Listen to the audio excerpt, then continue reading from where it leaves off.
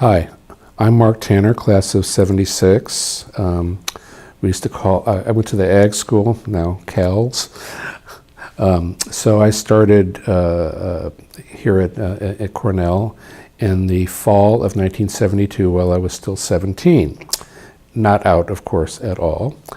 And so my first experience with the gay scene was during what we called Carnival then, where they had all these booths and tables laid out on the art squad during freshman orientation week, so you could see all the different clubs.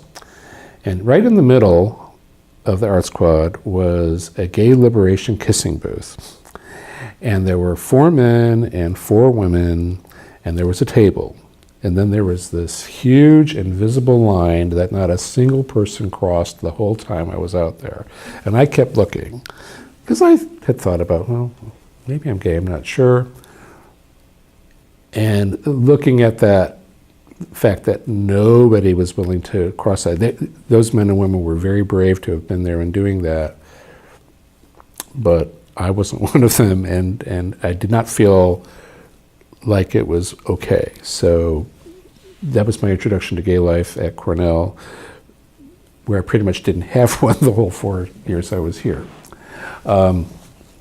So then also, I think that same week, just as an interesting aside, we had the infamous swim test that every Cornellian has to pass in order to graduate. So something that people have been debating whether it really happened or not, and I swear it happened.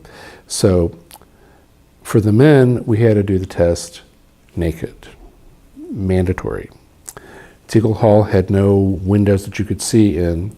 The women, on the other hand, had to wear bathing suits because Helen Newman's pool had a very small, like 1 foot wide window that went floor to ceiling, and the women lobbied like crazy to get it frosted or something so they could go swimming naked too because they wanted to, but they were not permitted to swim naked, and we had to swim naked. So the test was 2 laps with your head above the water, stark naked, which was not something I'd ever done before. And if you did it with your bathing suit on, they made you take it off and do it again. So we all kind of speculated why this was, thinking maybe there were a bunch of gays in the swimming, the swim coaches. We had no idea why, but this was mandatory. Because you could then swim afterwards with a bathing suit on if you wanted. Now, most people didn't, because it was much more convenient not to have to drag around a frozen bathing suit in the middle of the winter. But in the event, it was not a requirement that you swim naked in the pool, just for your swim test. So, and we don't know when that ended. I know 5 years later they were still doing it. Don't know much about past that, but that was the infamous naked swim test, which people now say, oh, that never happened. It did, I promise. So, and then the third story is a lot more complicated. So, I had a classmate, Tommy Tannenhouse, and we were in the same class. We were both biology majors. We were both pre-med, and he went to school in Westchester with my BFF, and so that's how I got to know him a little better, because we weren't really close friends. Anyway, we graduated, didn't think about him, didn't see him.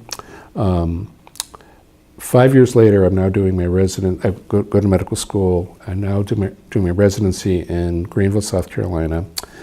And I'm going to go visit Atlanta for the first time. And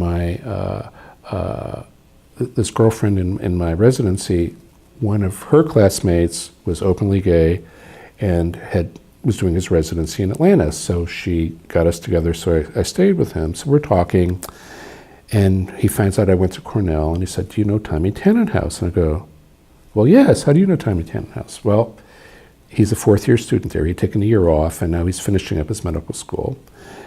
And I said, he's very gay. Really? I had no idea. So Tommy happened to be doing his ER rotation at that time, and he was on 24 hours, off 24 hours, so I couldn't manage to see him, but I got to talk to him on the phone when he had a little break when he was at the ER.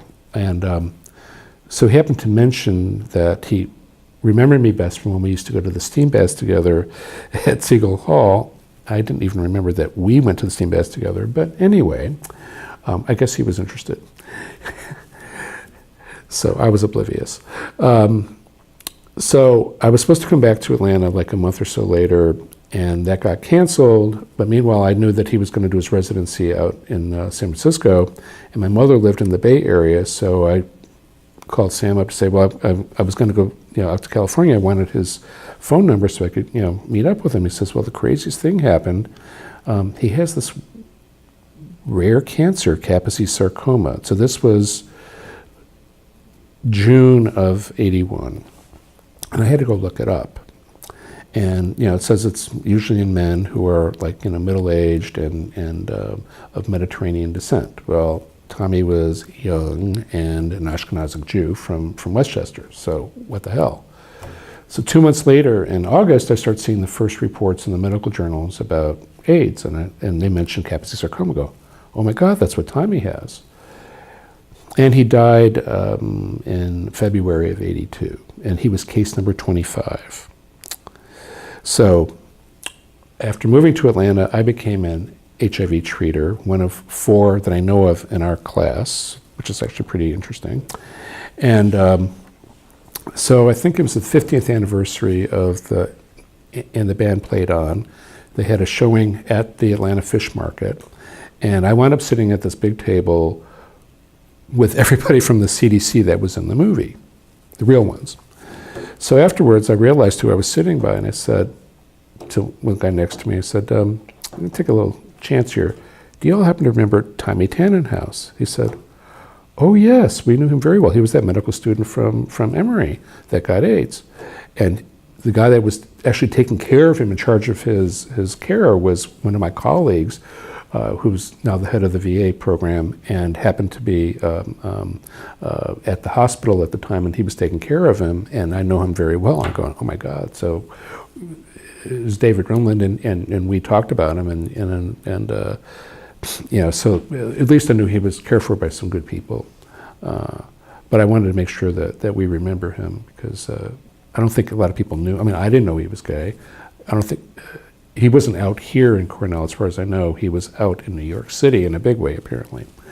And that's how we caught it. And of course, if we had hooked up, I might not be here. So, because he was undoubtedly positive, his last years at Cornell. So that really puts things into perspective. So, well, that's my story. Thank you. Thank you.